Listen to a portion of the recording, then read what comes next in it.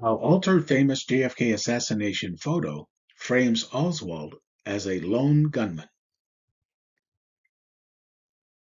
They say a picture is worth 1,000 words. As it relates to an iconic photo of the JFK assassination, four of those words are deceive, alter, frame, and suppress. One famous example of history captured in a photograph is this Altgens 6 black and white still photo that shows the moment President Kennedy reacts to the first shot that struck him that day, a bullet that inflicts a non-fatal entry wound to his upper back, as you will better see momentarily. Located 5 3/4 inches below the collar line and slightly to the right of the spinal column, this wound is documented in the official JFK autopsy report, the eyewitness testimony of Secret Service agent Clint Hill, the FBI autopsy report, and the shirt and suit jacket worn by President Kennedy that day. Like a fist to the back between the shoulder blades, the bullet impact causes JFK to be winded. JFK's hands instinctively rise to his neck, as seen inside the yellow circle in this famous James Altgens photograph. Although JFK's face is mostly blocked by the rear view mirror on the front windshield, his left hand is clenched and at his throat. We see the cuff of his white shirt and the left elbow of his suit jacket. At this moment, the president is clearly under duress. So inside the yellow circle, there's the top of the president's head with his hairline. Here's his fist clenched and at his throat, the white cuff of his shirt, and the elbow of his suit jacket. Also, what we can see here is this white. It is Jackie's glove. She is reaching toward her husband and has just realized that something has terribly gone wrong in the limousine.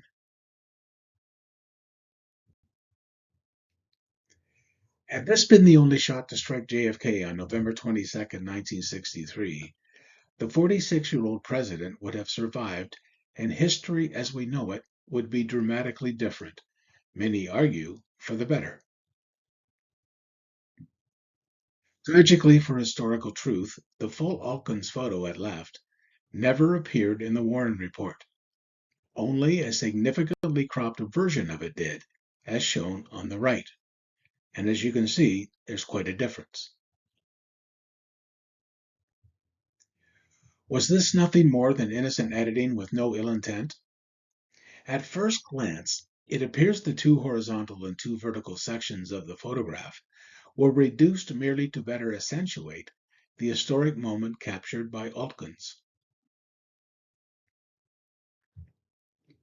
However, what if the cropping of this photo of JFK being shot happens to eliminate evidence that not all shots may have come from the sixth-floor southeast corner window of the book depository, suggesting dubious intent to frame Lee Oswald as the lone assassin of President Kennedy.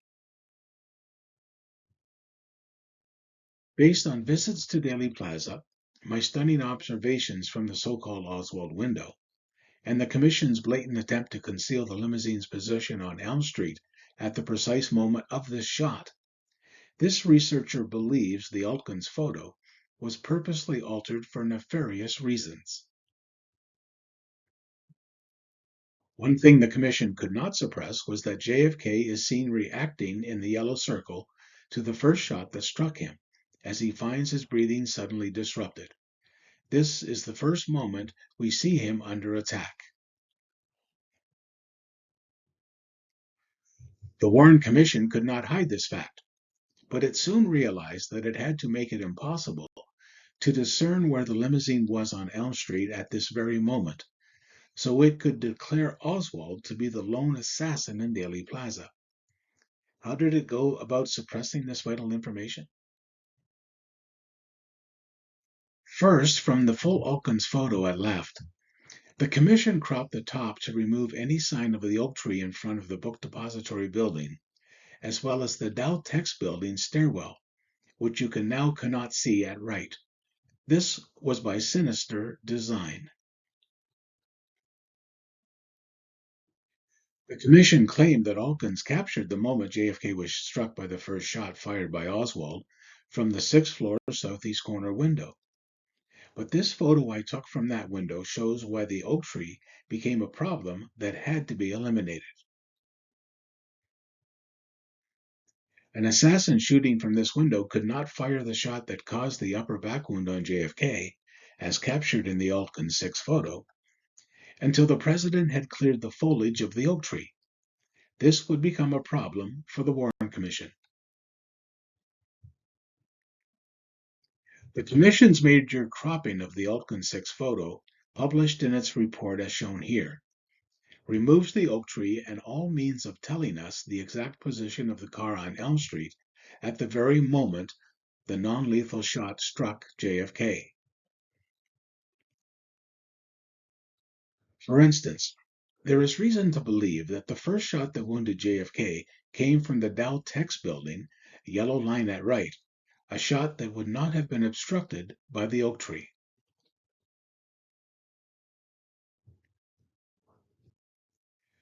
Whereas in the photo I took from the sixth floor Oswald window and on Elm Street, the oak tree potentially poses a problem for a lone assassin at the Oswald window if we can establish the exact position of the car on the road at the precise moment captured in the Altgens photo.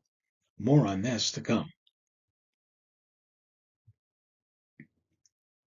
Next, the commission edited out the two police motorcycle cops you couldn't see on the left rear bumper of the president's car. The inside cop is Bobby Hargis, a key witness who testified that he was spattered by a bloody water that told him the fatal headshot came from the right front of JFK, not the Oswald window above and behind him, and the limousine. Officer Hargis is seen here at the left rear bumper of the president's car, and of course in the version of this photo printed by the Warren Commission, the two motorcycle cops have disappeared.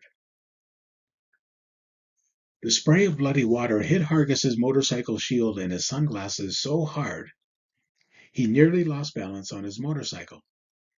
He testified under oath that the shot that sent JFK's misty blood and brain matter at him had to have come from the grassy knoll area to their right front, as seen here.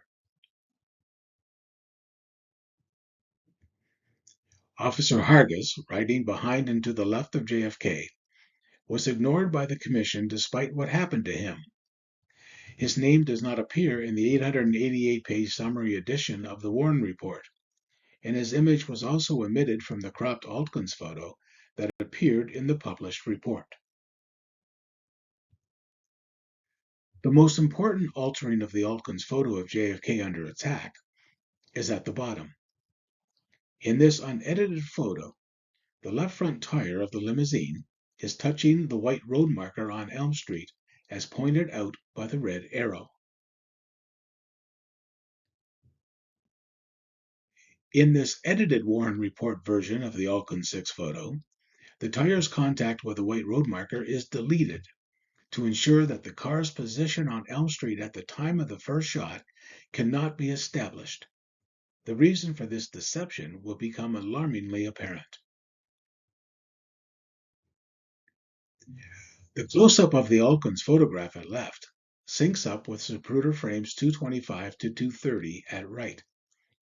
When we compare the position of JFK's left hand, arm, and elbow in each image, the red arrow pointing to an open umbrella will become important to this discussion, but not for the reason you may be thinking.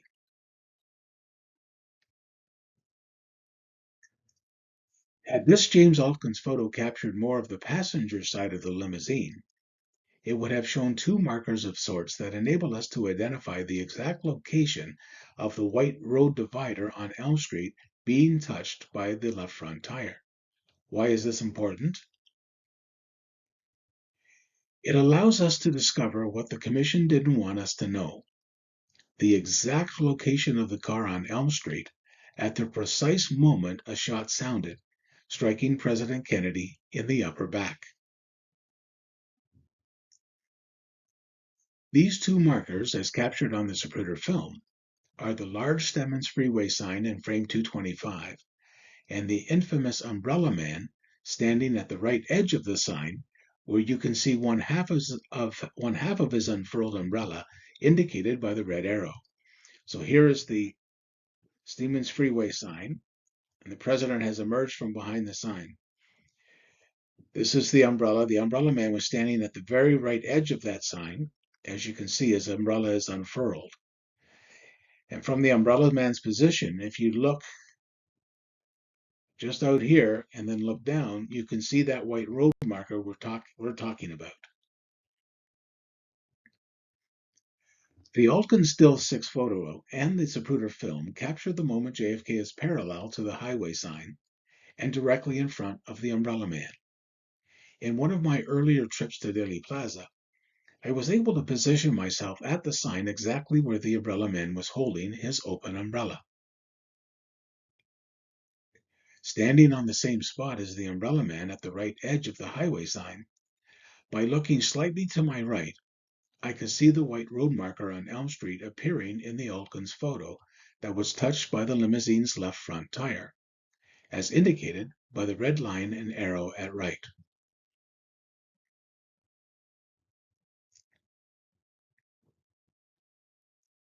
A shocking discovery. Knowing precisely where the car was positioned on Elm Street at the very moment the shot struck the president's upper back, imagine my surprise when I walked directly out onto the road from the position of the umbrella man, looked up at the book depository building, and guess what I couldn't see? I couldn't see the sixth floor southeast corner sniper's nest window because the oak tree foliage blocked my view from where Kennedy was hit on Elm Street.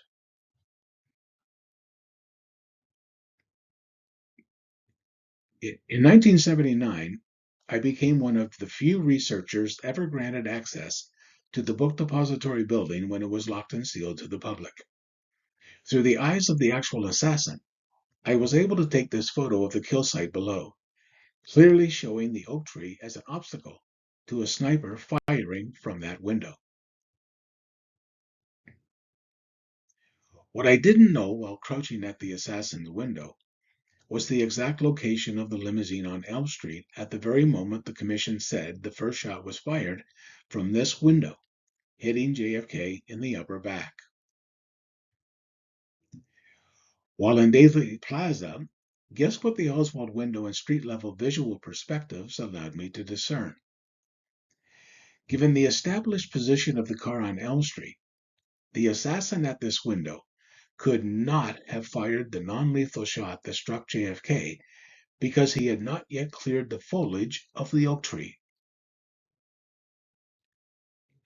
Instead, the shot that struck JFK in the upper back had to have come from a second location to the rear of the president's car, such as the Dow Tex building stairwell indicated by the yellow line. So there's where we believe the shot came from, and the oak tree plays no factor as the bullet strikes President Kennedy in the upper back between the shoulder blades. Like you, I had to wonder if this photo I took of the kill site on Elm Street was what the actual assassin would have seen on 11/22/1963. My host from Dallas County, William Smith, informed me that the oak tree was already mature and fully grown in late 1963. Notwithstanding the freak winter storm of mid-February 2021, winters in Dallas tend to be relatively mild. Unlike the northern states, leaves on mature oak trees during the change of seasons in Dallas don't tend to fall off limbs. The winter foliage of a mature oak tree in Dallas tends to remain in full bloom, but leaves fade from green to yellow, as you can see in this February photo I took from the sixth floor Oswald window. The omission of this full Altgens 6 photo in the published Warren report was no accident. If the commission could suppress the location of the car on Elm Street at the very moment the shot wounded JFK, it could claim that all the shots came from the lone assassin Oswald at the sixth floor book depository window. Let's review the nefarious intent of the Warren Commission by it presenting a severely cropped version of the Altgens 6 photograph. Cropping the left side of the photo that captured JFK reacting to the first shot that struck him appears inconsequential. But the Zapruder film captures two markers on the north side of Elm Street that help to position the car on the road as this shot sounded. By cropping the top of the Altgens 6 photo, the problematic oak tree that impairs the vision of a sniper at the book depository's sixth-floor window at the moment of the first shot conveniently disappears. By cropping the right side of the Altgens 6 photo, the commission removed the two motorcycle policemen at the left rear bumper and ignored what happened to the inside cop that strongly suggests a sniper to JFK's right front.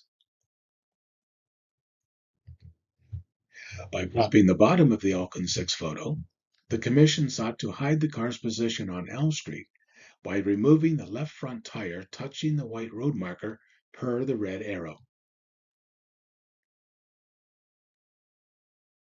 By altering the photo and hiding the limousine's exact location on Elm Street at the very moment JFK's upper back was struck by a bullet, 1. The commission ignored the possibility of a second gunman behind JFK. 2. The commission report omitted Officer Hargis's name, image, and testimony because what happened to him strongly suggests a third gunman to the right front of JFK. The Altgens 6 still photo, as you can read in the book JFK Case Not Closed, by me and Johnny Cairns, is one of the many examples of key evidence the Commission dismissed, ignored, altered, or suppressed to frame Lee Oswald as the lone assassin of JFK.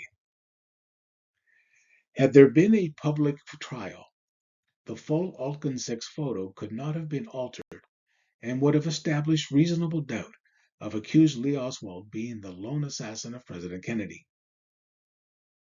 Any new inquiry into the assassination of JFK needs to focus on key evidence dismissed, ignored, altered, or suppressed to frame Oswald as the lone assassin, such as altered images of that tragic event in Dallas.